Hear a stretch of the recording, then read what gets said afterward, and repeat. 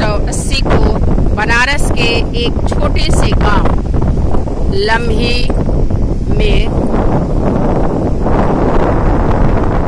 धनपत राय श्रीवास्तव, जो मुंशी प्रेमचंद जी के नाम से जाने जाते हैं, उनका जन्म हुआ था। हिंदी और उर्दू के सर्वाधिक लोकप्रिय उपन्यासकार, कहानीकार और विचारक थे। प्रेमचंद जी एक छोटे और सामान्य परिवार से थे। उनके दादाजी गुरसहाय राय पटवारी थे और पिता अजायब राय पोस्टमास्टर थे। बचपन से ही उनका जीवन बहुत ही संघर्षों से गुजरा था। 7 वर्ष की छोटी सी उम्र में ही उनकी मां का देहांत हो चुका था और 14 वर्ष की उम्र में पिताजी भी उनका साथ छोड़ चुके थे। बचपन से ही हिंदी की तरफ उनका अलग लगाव था, जिसके लिए उन्होंने स्वयं ही प्रयास किया। पढ़ने की रुचि के कारण उन्होंने पुस्तकों के एक थोक व्यापारी अर्थात होलसेलर के यहाँ पर नौकरी की और अपने खाली समय का सदुपयोग पुस्तक पढ़कर करते थे। प्रेमचंद जी बहुत ही सरल और सहज स्वभाव के थे। कभी किसी से बेकारण बहस नहीं करते थे। दूसरों की मदद के लिए सदा तत्पर रहते थे। उनके मन में ईश्वर के प्रति अपार श्रद्धा थी। घर की तंगी को दूर करने के लिए किसी वकील के पास 5 रुपए मासिक वेतन पर नौकरी की। धीरे धीरे अपने आप को इस तरह पारंगत की कि एक मिशनरी विद्यालय के प्रधान आचार्य के रूप में नियुक्त किए गए। उन्होंने उपन्यास, नाटक, कविताएं, कहानियां, लेख, निबंध आदि हर तरह की रचनाएं लिखी। कर्मभूमि, गोदान, गबन आदि लगभग 1.5 दर्जन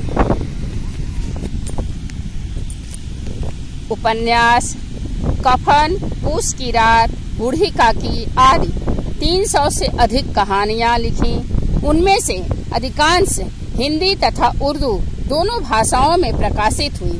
उन्होंने हिंदी समाचार पत्र जागरण तथा साहित्यिक पत्रिका हंस का संपादन और प्रकाशन भी किया।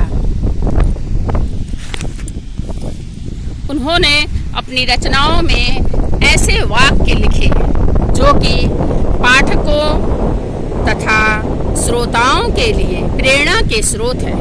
उदाहरण के तौर पर मैं यहाँ कुछ बातें प्रस्तुत कर रही हूँ। पहला, खाने और सोने का नाम जीवन नहीं है। जीवन नाम है सदैव आगे बढ़ते रहने की लगन का।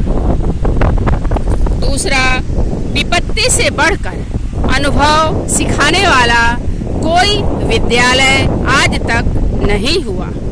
तीसरा, सिर्फ उसी को अपनी संपत्ति समझे जिसे तुमने मेहनत से कमाया है।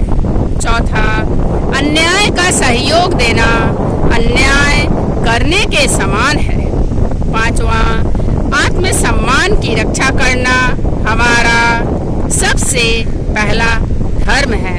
इस तरह की वाक्यों को वे अपनी कहानियों, निबंधों, नाटकों, उपन्यासों में लिखे हैं, जिसे पढ़ करके पाठक और श्रोता स्वयं अपने जीवन में परिवर्तन ला सकता है और लाता भी है।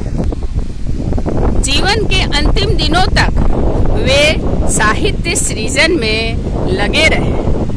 महाजनी सभ्यता उनका अंतिम निबंध, साहित्य का व्याख्यान उनका अंतिम व्याख्यान, कफन अंतिम कहानी, गोदान अंतिम पूर्ण उपन्यास तथा मंगलसूत्र अंतिम अपूर्ण उपन्यास माना जाता है।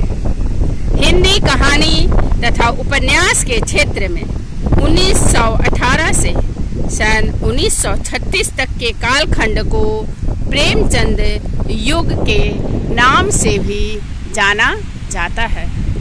तो आज ही उनका जन्म हुआ था 31 जुलाई को सन 1880 ईस्वी में। तो आज ही के दिन हम सभी के लिए बहुत ही मंगलमय है।